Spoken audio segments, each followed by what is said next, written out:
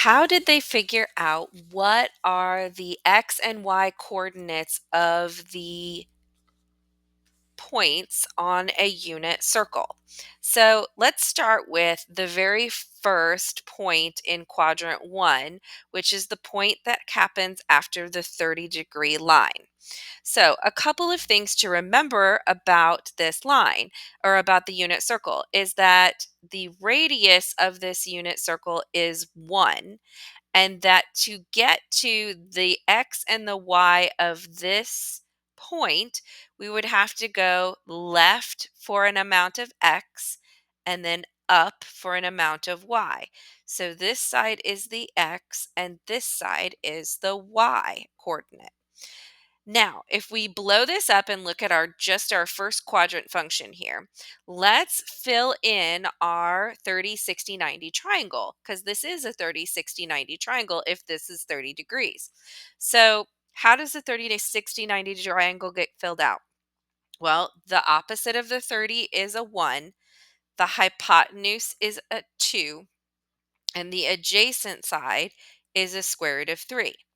But remember, in a unit circle, this length is actually 1. So how do I take this from a 2 to a 1?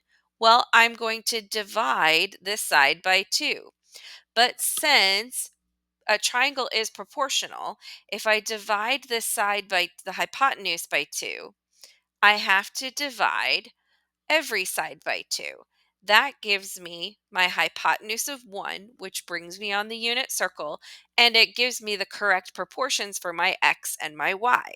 So now I had to go to the right square root of 3 over 2, and I had to go up 1/2. And thus, the first dot on the first quadrant of my unit circle is square root of 3 over 2, 1/2. So when we're looking at the first quadrant, let's think about how these get labeled. From 0, 0, if we go right 1 and stop here and didn't go up, then this is the point 1, 0. Since this is our 30-degree angle, we just figured out that this is the point square root of 3 over 2, 1/2. If we did this with the 45-degree triangle, we would see that this side is square root of 2 over 2, comma, square root of 2 over 2.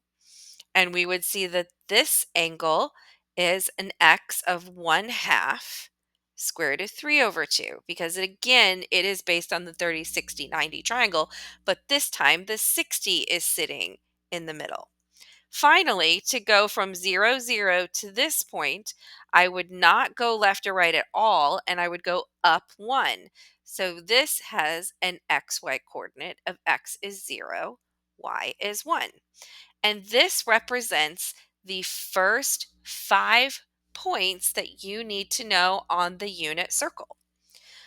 A nice memory trick to remember how these go on is to look at starting here and going in a counterclockwise direction using the tops of the outside numbers. If you look,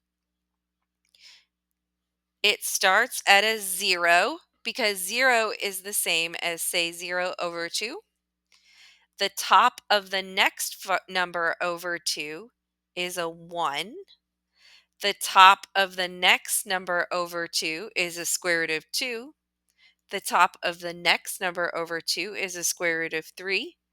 And the top of the next number over 2 is a square root of 4 over 2.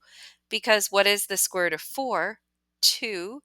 And what is 2 over 2? 1. So you can kind of see it counting up.